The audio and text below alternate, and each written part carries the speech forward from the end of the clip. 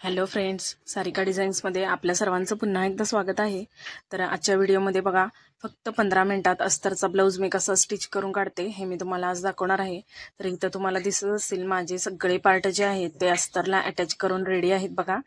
माझ्या ज्या हेल्पर ताई आहेत तर त्यांच्याकडून मी हे सगळे पार्ट अटॅच करून घेतलेले आहेत. समोरचे दोन्ही भाग म्हणजे कटोरी आणि शोल्डरचा भाग, त्यानंतर पाठीमागचा भाग आणि त्यानंतर बाही, असे चारही पार्ट मी हेल्परकडून रेडी करून घेते बघा. जेव्हा अस्तरचा सिंपल ब्लाऊज असतो तेव्हा, तर म्हणजेच बिना डिझाईनचा ब्लाऊज असेल तेव्हा मी हे सगळे पार्ट त्यांच्याकडून तयार करून घेते. तर 4 पार्टमध्ये मी हे विभागणी केलेली आहे ब्लाऊजची. आणि मी आता पहिल्यांदा पाठीमागचा भाग रेडी करून घेते, कारण बाही आपली पहिल्यांदाच रेडी आहे बघा. तर पाठीमागच्या भागाला बघा मी इथं सुंदर टक्स मारून घेतलेले आहेत, एकदम पटकन 2च मिनिटात. आणि आता मी पाठीमागची जी पट्टी आहे तर ती पण माझी कटिंग वगैरे करून रेडी आहे, तर ती पण मी आता लावून घेते. जर आपण कटिंग करतानाच सगळ्या पट्ट्या वगैरे कट केल्या तर आपल्याला शिवताना तो पण आपला वेळ वाचून जातो आणि आपलं ब्लाऊज पटकन शिवून होतं बघा. तर बघा, पाठीमागची पट्टी पण माझी लावून झालेली आहे. आता दुमड घालून मी त्यावर एक टीप देऊन घेते. तर पाठीमागचा भाग माझा रेडी झालेला आहे बघा, डायरेक्ट जोडण्यासाठी. तर बघा किती सुंदर असा गळ्याचा आकार आलेला आहे पंचकोनी. आता मी जो पुढचा भाग आहे तर तो जोडायला घेते बघा. अस्तर लावून तुम्हाला दिसत असेल किती सुंदर पार्ट रेडी झालेले आहेत, एकदम छान इस्त्री केल्यासारखे पार्ट झालेले आहेत. जर तुम्ही माझा अजूनही अस्तर जॉईंट करायची ट्रिक जी आहे ती जर पाहिली नसेल तर मी डिस्क्रिप्शन बॉक्समध्ये किंवा इथं आय बटनवरती लिंक देते बघा, तुम्ही नक्की बघा. आणि तुम्हाला ती ट्रिक आवडली का हे पण मला कमेंट करून नक्की सांगा. तर इथं माझी एक कटोरी जॉईंट करून झालेली आहे. आता मी दुसरी पण जॉईंट करून घेते बघा. फक्त एक मिनिट सुद्धा लागत नाही, त्याच्या आधी आपले हे सगळे पार्ट जोडून तयार होतात जेव्हा आपलं अस्तर जोडून रेडी असतं तेव्हा. तर इथं बघा मी आता टक्स पण देऊन घेते कटोरीचा जो आहे तो. पहिल्यांदा एक कच्चा टक्स मी मारून घेते आणि त्यानंतर मापाचा ब्लाऊज घेऊन त्या ब्लाऊजच्या मापानुसार मी टक्सची उंची आणि रुंदी चेक करून बघत आहे बघा. आणि त्यानुसार मी आणखी थोडा टक्स वाढवून घेणार आहे.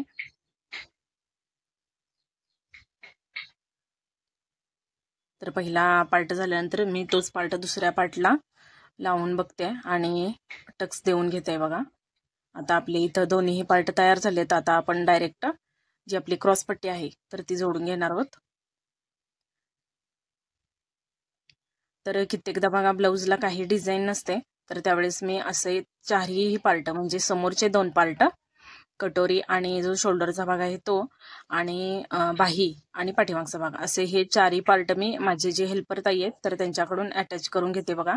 फक्त बाहीला काय होतं, टिप मारून घ्यावी लागते, कारण आपण जी मी ट्रिक सांगितलेली आहे फॅब्रिक ग्लूची त्यानुसार आपण जर बाही तयार केली तर आपल्याला बाहीला दुमडपट्टी आणखी देत बसावी लागते. तर त्यासाठी मी मशीनवरतीच ती बाही हेल्परकडून तयार करून घेते. बाकीचे हे तिन्ही पार्ट मी जे आहेत ते फॅब्रिक ग्लूनी अटॅच करून घेते बघा हेल्पर ताईकडून, म्हणजे त्यांना पण सोपं जावं आणि मला पण फिनिशिंग छान यावं यासाठी. तर आता मी स्टिचिंग झालेलं आहे माझं, क्रॉसपट्टी जोडून झालेली आहे. आता आपण अस्तरची जी क्रॉसपट्टी आहे आतल्या बाजूची तर ती पण जोडून घेत आहे मी इथं. आणि त्याचं पण मी माप बघत आहे, म्हणजे मला आतल्या बाजूला किती क्रॉसपट्टी धरावी लागणार आहे ते. तर दुसरी टिप पण मी मारून घेतलेली आहे. प्रत्येक ठिकाणी आपल्याला डबल टिप द्यायची आहे बघा, म्हणजे उसवू नये किंवा आपला ब्लाऊज खराब होऊ नये यासाठी. तर दुसरी पण क्रॉसपट्टी मी लावून घेत आहे आता दुसऱ्या बाजूची.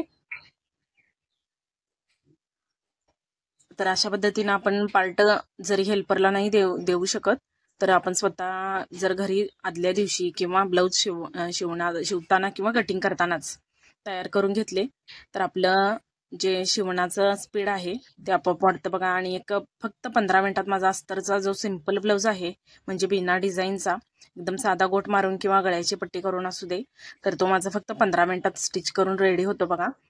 तर अशा पद्धतीनंच मी साधे ब्लाऊज हे माझ्या हेल्पर ताई ज्या आहेत तर त्यांना अटॅच अस्तर करण्यासाठी देत असते.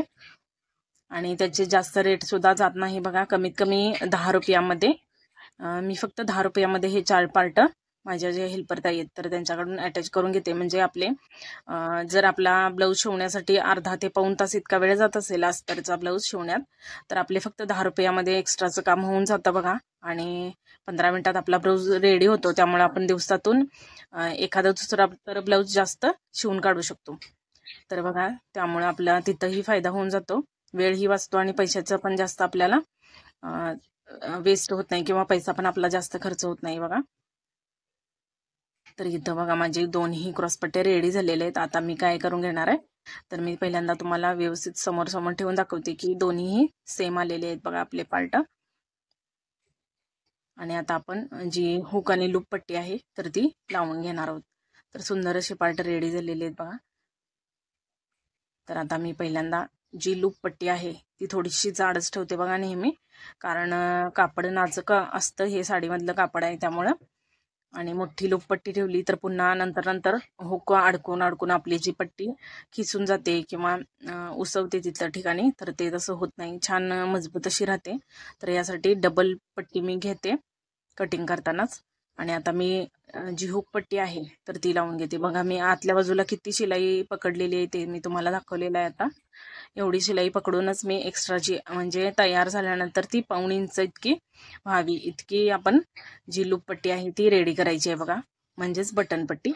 तर इथं मी आता हुक पट्टी आहे तर ती पण लावून घेत आहे आणि आतल्या बाजूला दुमडून लास्टची टिप देऊन घेत आहे बघा. तर किती पटकन माझं ब्लाऊज शिवून झालेलं आहे तुम्हाला दिसत असेल. पाठीमागच्या भागाला मी फक्त टक्स मारले आणि कमरपट्टी लावली आणि समोरचा भाग डायरेक्ट स्टिच करायला घेतला. बाही तर माझी जी हेल्पर ताईंनी रेडी करून दिलेली आहे ती रेडीच आहे. तर आता डायरेक्ट मी बाही शोल्डर जोडून बाही लावायला घेणार आहे. तर इथं मी क्रॉसपट्टी चेक करत आहे बघा. कधीही पुढच्या गळ्याचा आकार आपण जेव्हा देत असू तर मापाचा जो ब्लाऊज आहे त्याची क्रॉसपट्टी अशी लावायची नाहीये खालून. मधला जो क्रॉसपट्टीचा जॉईंट असतो तर तिथून गळ्याचा माप टाकायचा आहे, कारण कित्येकदा असं होतं की क्रॉसपट्टी कमी जास्त असू शकते. तर बघा इथं गळ्याचा आकार कट करण्याआधी मी स्टिच करून घेत आहे, कारण आपली जी कटोरीची टीप असेल किंवा अस्तर असेल एकमेकांना जॉईंट केलेलं ते निघू नये यासाठी आणि आकार गळ्याचा बिघडू नये. तर इथं कटिंग करून घेतलेलं आहे बघा मी गळ्याचं. आता दुसऱ्या पण बाजूचा गळा कट करून घेते आणि आपण डायरेक्ट आता शोल्डर जोडून बाही जोडून घेणार आहोत.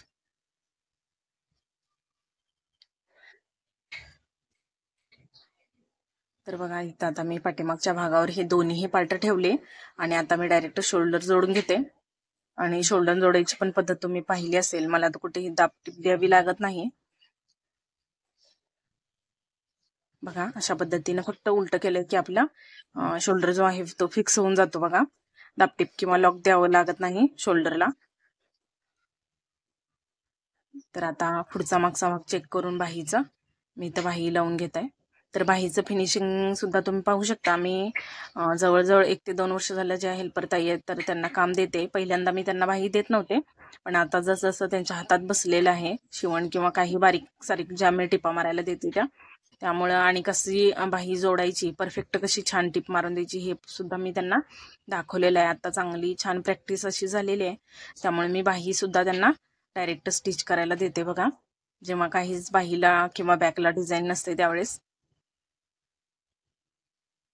कारण आपली जी बाहीची टीप आहे ती एकदम सरळ सरळ रेषेत असते बघा, म्हणजे खालची टीप. आणि बॅकची जी टीप आहे गोल आकाराची ती सुद्धा ते करून देतात आणि कटिंग पण करून देतात. मी फक्त घरी माझ्याकडं पार्ट आल्यानंतर समोरच्या मुंड्याचा आकार तेवढा कट करून घेते बाहीचा.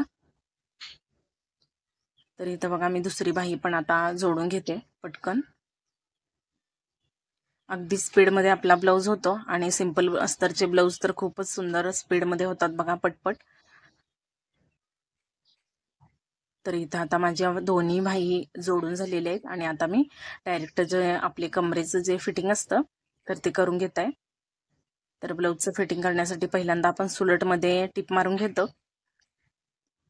तर बाही इथं व्यवस्थित एकावरती एक ठेवून सरळ रेषेत आपली टीप आली पाहिजे बघा.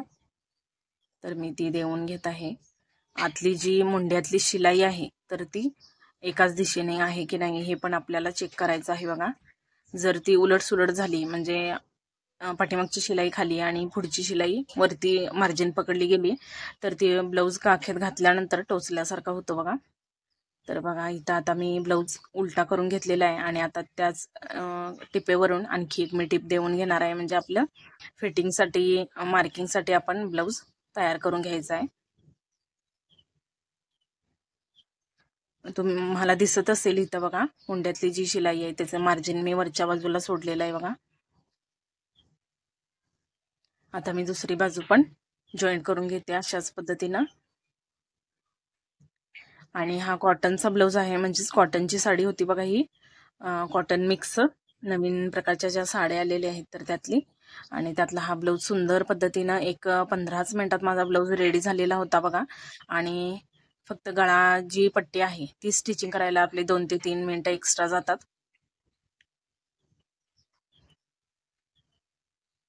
तर बघा छान एका रेषेत आपली शिलाई आलेली आहे. सुंदर असा ब्लाऊज, एकदम सिंपल ब्लाऊज पण घातल्यानंतर एकदम सुंदर असा फिटिंगला बसतो बघा. छान असा डीप नेक आहे. तर आता मी मार्किंग डायरेक्ट करून घेतलेलं आहे बघा इथं, आणि तुम्हाला डायरेक्ट फिटिंगच्या ज्या टिप आहेत त्या मारून मी दाखवत आहे.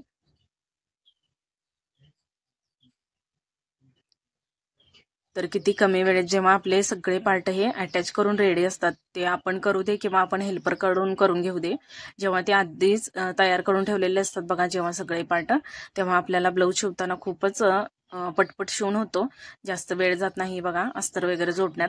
तर मी पहिल्यांदाच जरी मी हेल्परला देणार नसले, मी जरी करणार असले गळ्याचं डिझाईन किंवा काही, तर मी हे सगळे पार्ट पहिल्यांदाच अटॅच करून घेते बघा, म्हणजे ब्लाऊज शिवताना मला जास्त वेळ जात नाही आणि कंटाळा पण येत नाही एकसारखा ब्लाऊज शिवण्यात. तर एकदा बसले की 1-2 ब्लाऊज तर शिवूनच मी उठते अशा पद्धतीनं जर अटॅच केलेले असतील तर.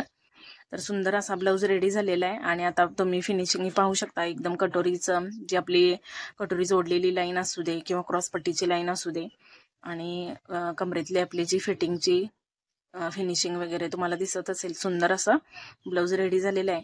तर आजचा व्हिडिओ तुम्हाला कसा वाटला मला कमेंट करून नक्की सांगा. पुन्हा भेटू. थँक्यू.